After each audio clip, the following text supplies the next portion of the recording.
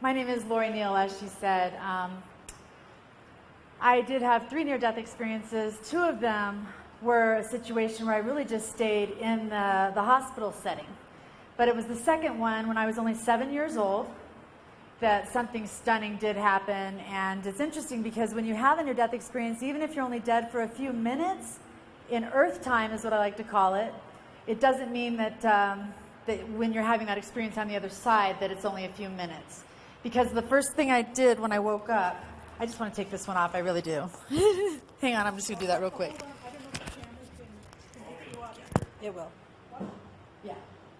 Will it work even if I don't have that on? Oh, well.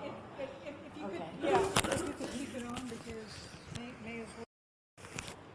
There we go. Now it's closer to underneath me. Okay. Thank you.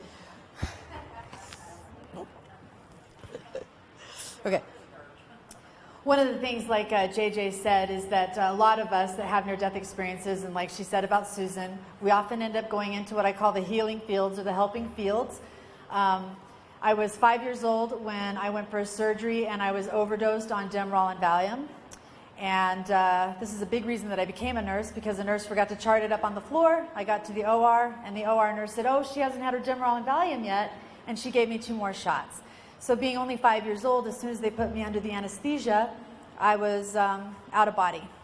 And there was a TV show, this is in 1970 that this happened. So there was a TV show called Emergency, and it was about 2 paramedics. And that's what taught me what a flat line on an EKG screen meant. And it was kind of bothering me, the buzzer that flat line was making. And once I realized that that was happening and how excited the medical personnel were, I started to realize, you know what, I think I'm out of my body. And then I realized that nurse had given me the 2 extra shots. And as soon as I thought about that, I thought, you know what, my mom is going to be so mad at these people. And the minute I thought about my mom, I was in the waiting room, hovering next to her. And I did perceive that I had a body until I kept trying to touch her. You know, I kept trying to touch her shoulder, and I realized my hand was going through it. And while I stood there trying to ponder how I could talk to my mom about what was happening, they did go ahead and use the paddles, and they brought me back. 2 weeks later, they went ahead and did another surgery and found out that it was an ear surgery, and I am deaf in my right ear. And a lot of us who end up doing this work are deaf in that right ear, because that's the side that we listen to spirit, and then this ear is what I listen to, the physical. So there was nothing they could do about my deafness, and I couldn't believe my parents trusted those people again. But the second time I had a near-death experience was much more intense. I was 7 years old. It was 2 months before I turned 8. And I had gotten hepatitis from a blood transfusion after a bad kidney biopsy. And in that case, I immediately went through the tunnel that often ends up sort of developing for us once we're out of body and we're thinking about what we're going to do next or what we should do. As soon as you have that thought, the tunnel opens up. And in my case, I went ahead and went through that tunnel, and when I got out, I was being raised a Southern Baptist. So I looked at this guy that walked up to me and I said, well, you must be Jesus. And I thought, he doesn't look like what our typical depiction of Jesus is. And he was very entertained at that assumption, and he had really bright blue eyes, and he had on the burlap rope for a belt. You know, just looked like he stepped right out of my children's Bible.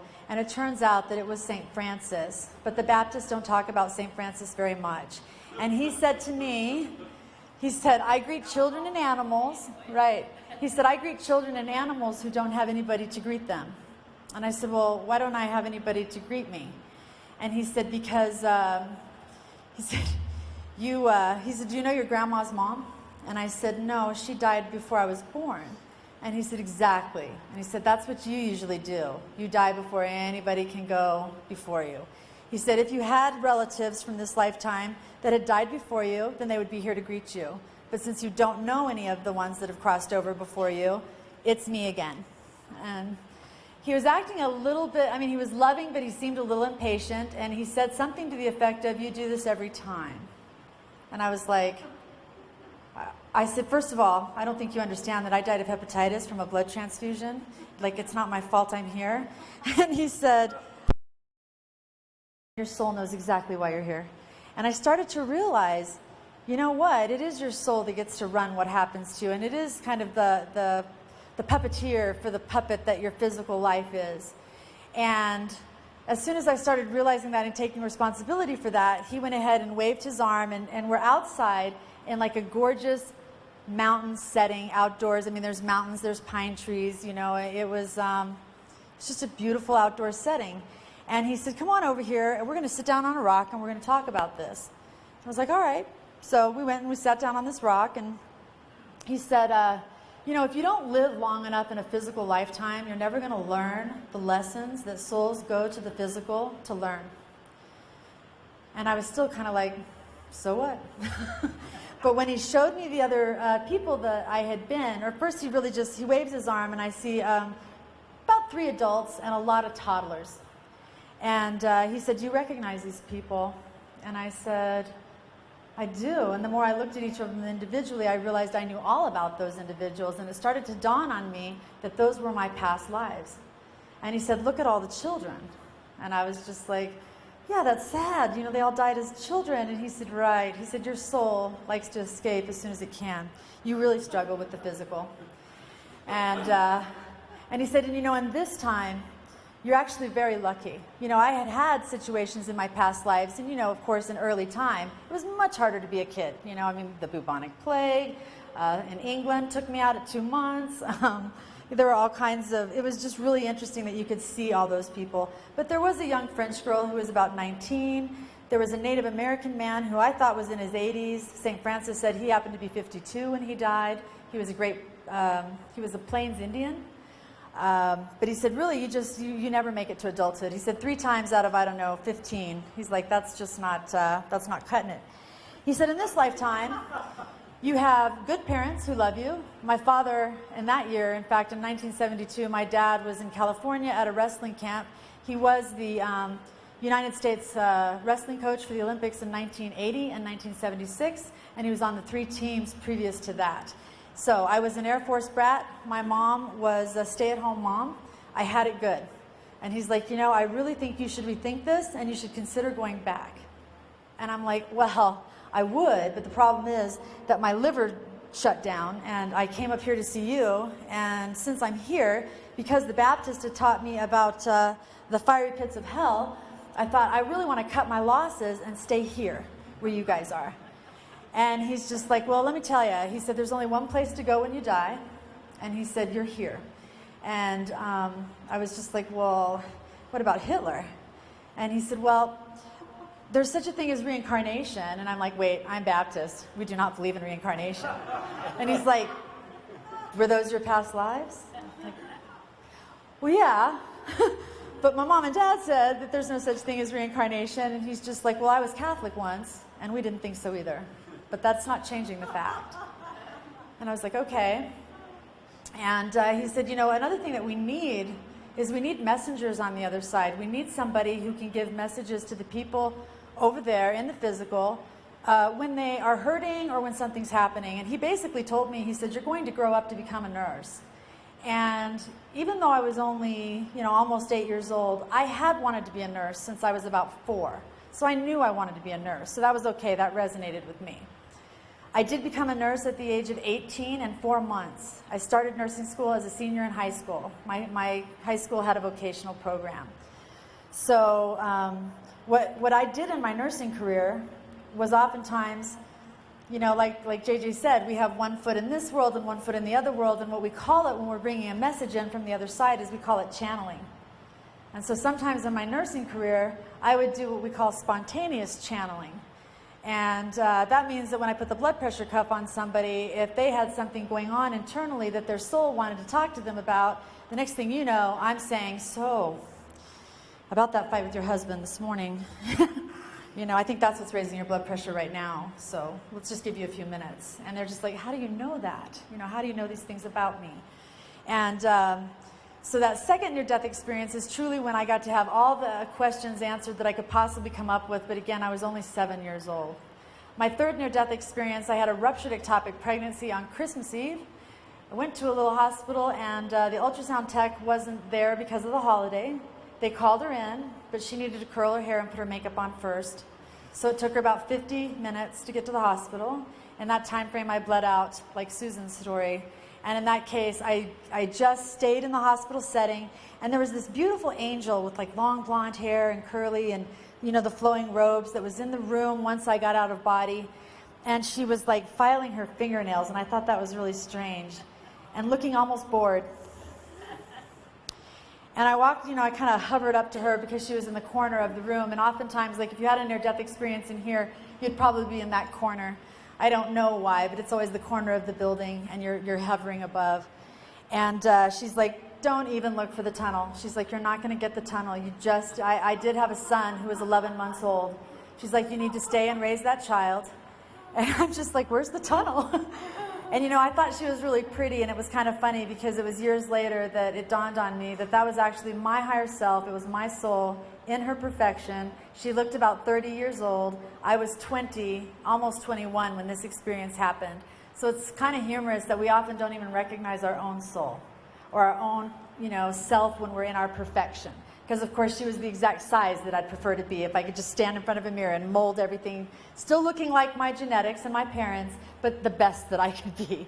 And she said, you know, you are just going to stay. She said, we're actually just doing this last near-death experience to solidify your communication with this side, because that's going to really start turning on when I get you back in there. And it did. And so eventually, it doesn't make sense in a nursing setting. They did not hire me to be an intuitive and a channel with my patients. My last job, as JJ said, was working with the city of Colorado Springs with police and firefighters when they were injured on the job. They can be a very black and white group, especially the police officers. And so they're very, they didn't know what to do with somebody who could just start telling them what was happening in their life, in their thoughts, where their stress on the job was coming from, and perhaps why they were getting injured on the job, because you got to be paying attention, you know, in that kind of job. And certainly if they would get re-injured, then I would realize there's something going on up here that's making them not pay attention. And so, for example, a police officer comes in, and it's like his third injury in about 5 months. And as I took his blood pressure, I said, you know, if you weren't cheating on your wife, I think you'd be more present on the job. And I'm just like, I think maybe you should just like, I don't know, have the integrity to go ahead and walk away from her and be with this woman that you want to be with. And he's just standing there looking at me like, what? And I said, does that not make any sense to you? I mean, I guess I wouldn't know that. And, you know, the beauty about this work is that even when you shock somebody, if you're working for the light, which is what I call God,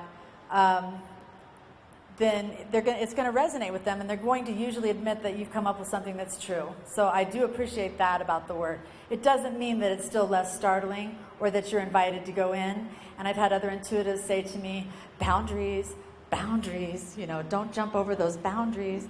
And it's like, I'm not really the one that decides to jump the boundary. You know, something just kind of automatically comes in. So how am I doing time-wise? Oh, we're getting close. About 4 minutes? Okay.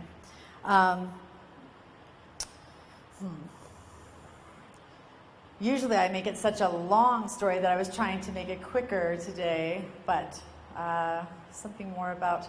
Well, so the work that I do today is I did go ahead and leave my nursing career in 2011, and I have people, I'm a certified life coach for people who don't want to say that they're calling their psychic, and I don't love the name psychic because that makes people think that we're just like, you know, picking up whatever you're thinking at that moment, and that we can just cross your boundaries. I'm only as good as whoever I'm getting my information from, and in my work, I speak to people's soul, and sometimes we'll call it their higher self. When somebody's physically alive, I like to call it their higher self. When they're in the soul state, meaning they don't have a physical incarnation, then that's when I call them soul. But really, it's the same thing. And our soul is the sum of every one that we've ever been or ever will be. And one thing I learned when I was in this near-death experience is that really when I kept looking at my physical body, it was just made of light. And if you combine all the lights of all of our souls, and everybody has one, whether they believe in it or not, when you combine that light with all the other lights, then you have the light. So God is really just the combination of all the souls in existence. And that's why all of us have a piece of light or God in us, no matter who it is. And in these very political times, it's kind of fun to keep reminding myself, they all have light. Everybody has light. And we're down here working on what I call this dichotomy, you know, sometimes people talk to me about dark side, and I do readings and consultations, and people will call me and say, you know, I'm dealing with this really dark side stuff, and usually if that's happening, then somebody's just needing to learn a lesson about something, because the good news is that God, the light, is in charge of all of it. Whether it's, quote, dark side, the light, and that's only for contrast. Because if we've never been sad, do we know what it's like to be happy? You know? So it's contrast in the human condition. But I will probably just stop there and let Susan talk, but I do look forward to answering your questions. Okay? Thanks.